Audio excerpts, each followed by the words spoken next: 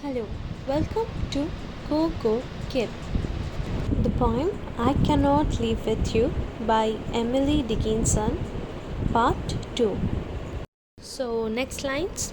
Discarded of the housewife, quaint or broke, a new word serves pleases, old ones crack. The reader comes aware that the word connect with the previous stanza in a way that brings in an entirely different meaning. Now, the porcelain or decorative cup is something that is discarded by the housewife. The one in control of the speaker's life has switched from the sexton to the housewife, and now she is discarded as though she were quaint and outdated or broken. She sees herself being replaced by newer models as the old one around her crack. At this point, it is important to remember that it with the refusal to leave with someone, that someone, perhaps a lover, would offer the speaker life, but the speaker does not believe that life is accessible to her. She believes that it is meant to be something distant.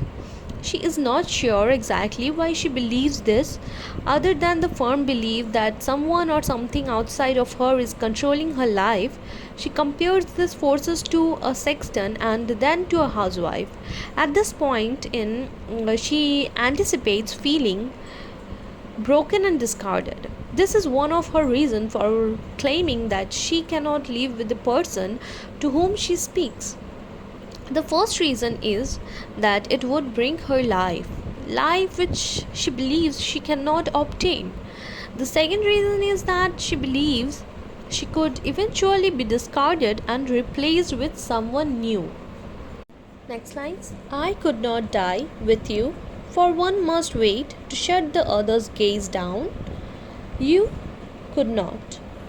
The speaker's refusal to leave with the person to whom she speaks is beginning to sound like the decline to a marriage proposal. Now, she is not only refusing to leave with someone, but she is also refusing to die with someone. This implies that someone has asked her to spend her life with him. This coincides with the historical context of the poem.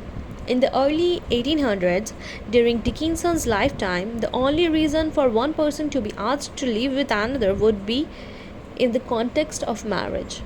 Certainly, two young people of the opposite sex living together would have been nearly unheard of and would have brought shame upon the family. Thus, in the context of the speaker's answers and the time period in which the lines were written, it is safe to assume that the speaker is in fact declining a marriage proposal. She claims that she cannot live with this person, and then she claims that she cannot die with him. She offers a new reason for this refusal as well. She claims that one person must wait to die until after the other person has died. After all, someone had to be there to shut the eyes of their beloved dead. This reveals the speaker's rather morbid and clinical approach to the idea of love. Even though she obviously feels alive being around this person, she refuses to live with him for fear that she would eventually be discarded. Then she goes on to explain that even if she were not discarded, love would only end in one other way. One of them would have to watch the other die. It seems the speaker would rather avoid love than risk losing it through death or departure. And could I stand by and see you freeze without my right of frost, death's privilege?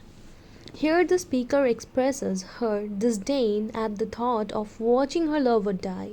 She claims that she could not stand by and watch her lover freeze.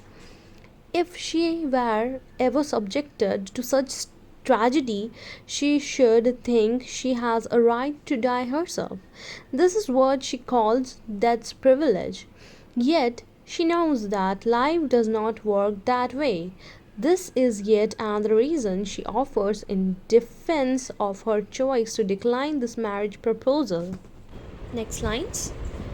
Nor could I rise with you, because your face would put out Jesus, that new grace. At this point, it even more shocking after contemplating her own refusal to love and watch her lover die.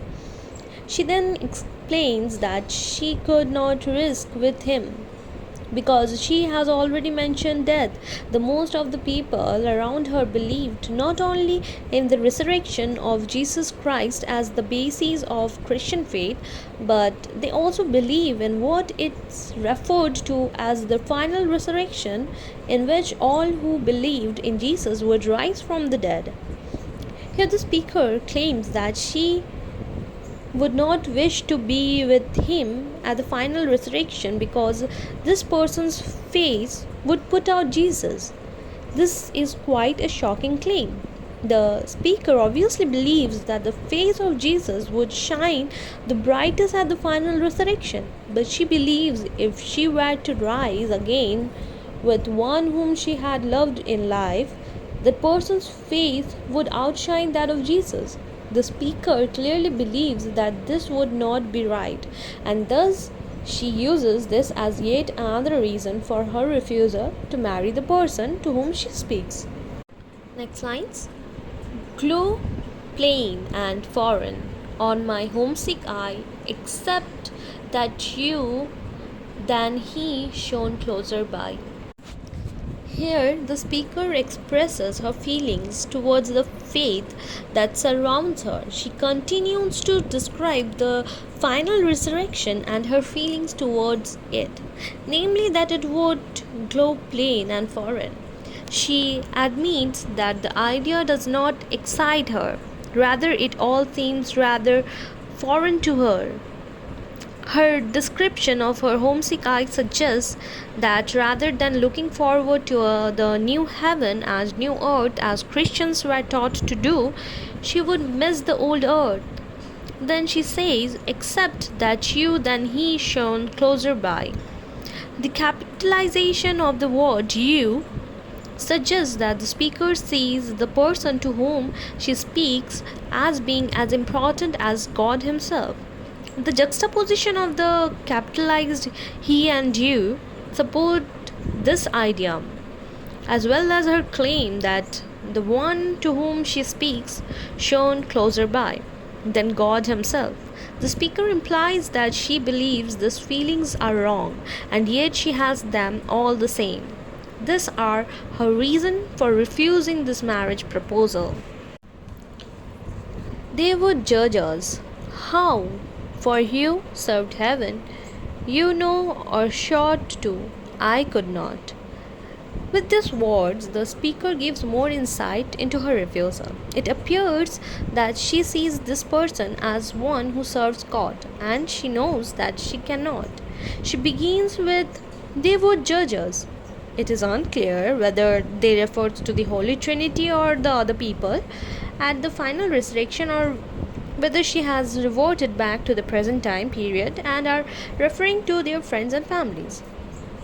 In any case, she believes that she cannot be worthy of him because she has no desire to serve heaven. Because you saturated sight, and I had no more eyes, for sordid excellence as paradise. The speaker continues to give her reason for her refusal, claiming that the one to whom she speaks is able to see, but she herself has no more eyes. Specifically, she claims that she has no eyes for paradise, as a Christian is often taught to keep his eyes set on paradise. This description of herself further allows the speaker to explain that she has no interest in faith and any eyes are hurt for heaven. She believes this to be in contrast with the hurt of the one she speaks to. Next lines. And where you lost, I would be, though my name rang loudest on the heavenly fame. The speaker enters into the hypothetical, supposing that even if the one she loves is lost, she would be lost as well. With this, she implies that neither person would do the other any good. She claims that even if heaven rang loudly for her, she would never respond. The speaker seems to be entering into every argument against this marriage, including the argument that even if the man is lost as she is, they would never help one another. And were you saved, and I condemned to be where you were not, that self were hell to me. The speaker then enters into a possibility which contradicts the one proposed in the previous stanza. She suggests that if the one she loves is saved, then she is still condemned. Thus, even if they spent their lives on earth together, someday she would go to hell and would be where he was not. So we must meet apart, you there, I here, with just the door azar, that oceans are, and prayer, and the white sustenance disappear. So in this last lines, the speaker concludes that in any case they would end up parting ways. She tells him, "You there, I here," the stating that they would be better off remaining apart, for they were sure to part ways either in this life or the next. She claims that they would always be apart, with just the door azar between them, making it seem as though there were oceans and prayer separating them. It is interesting that she uses oceans and prayer in the same line to explain to her love what is separating them. It is almost as if his prayer and his faith causes there to be chasms, like oceans between the two, or his faith is something she believes she can never understand. These feelings bring to her heart a feeling that she can only describe as white sustenance. That feeling is despair,